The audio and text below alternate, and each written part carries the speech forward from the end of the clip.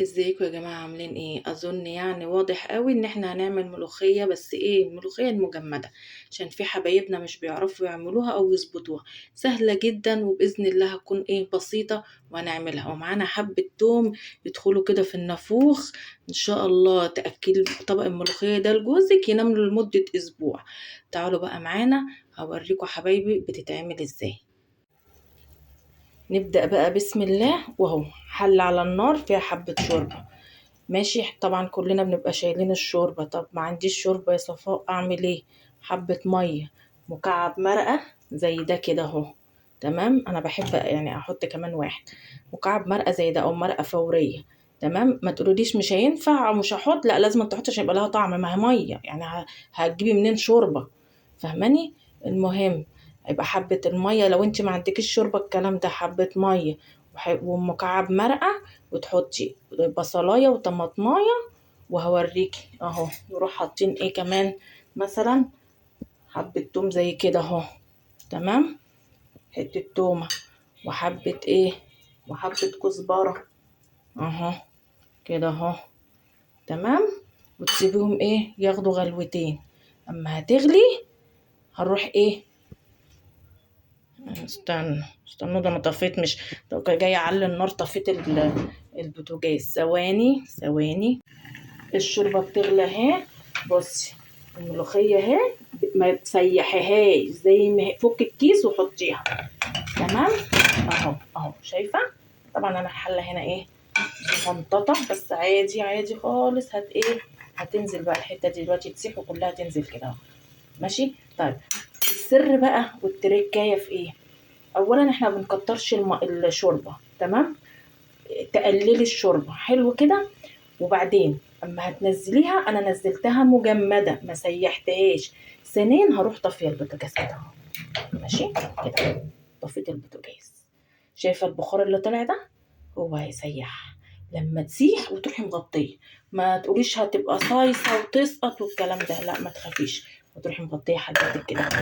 تمام، سيبيها مع نفسها 5 دقايق، هتسيح مع نفسها.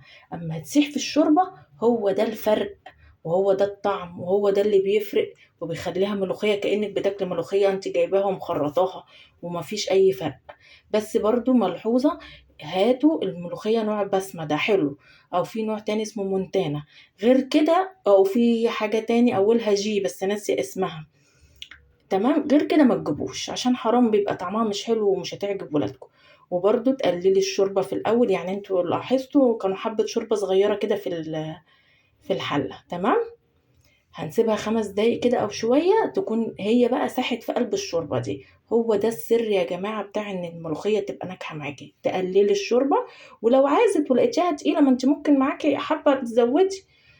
طب تقللي الشوربه. وتاني حاجه تعملي ايه، تسيبيها تسيح في قلبها كده 5 دقايق بس كده شويه وتسيح.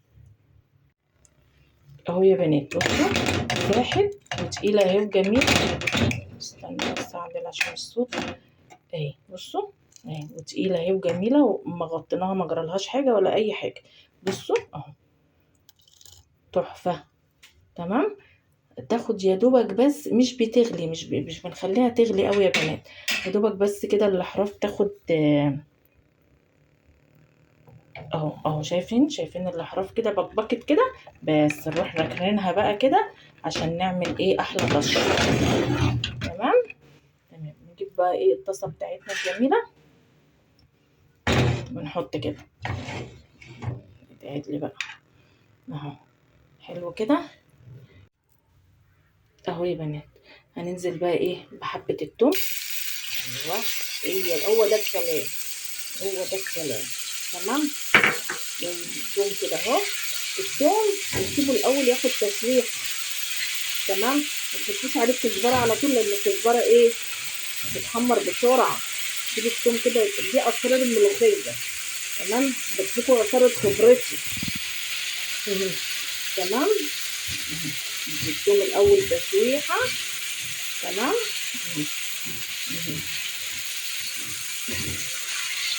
على فكره وانا بقلب التوم كده افتكرت انا ما حطيتش ملح، لان حاطين مرقه دجاج.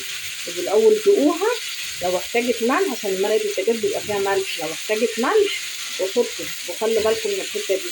تشوحي كده الثوم كده عشان تبقى تومه كده حلوه، تفحوحي كده الدنيا كده وتطشطشي. ماشي اهو التومه خلاص اهو داخله على الحمار.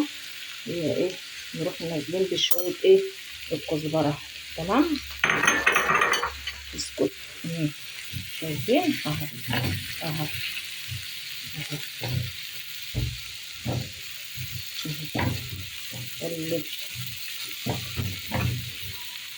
الكزبره ما بتاخدش سوا زي الثوم، عشان كده بنحطها بس في لحظه الطشه كده. اهو احمرت اهي وبقت تمام التمام. نروح نازلين بقى ايه على الملوخيه كده. احلى طشه ملوخيه دي ولا ايه يا ولاد؟ احلى طشه ملوخيه. نطفي البوتاجاز الاول. شايفين؟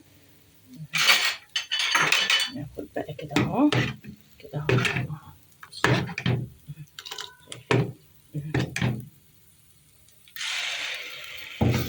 هو ده الكلام.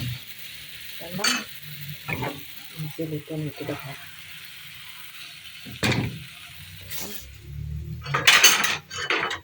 معاكي احلى حبة ملوخية مجمدة، والله ما تفرقيها عن الملوخية اللي انت جبتيها وخرطتيها وايه واللي هي الخضرة. والله نفس الطعم بنفس الجودة. بصوا وتقيلة وجميلة وكل حاجة. اللي ياخد معلقة ما تبقاش صيصة كده. اهو يا بنات بصوا والله الريحة ايه قلب الدنيا. اهو شوية ملوخية ايه لوز اللوز. نغرف بقى اهو. بصوا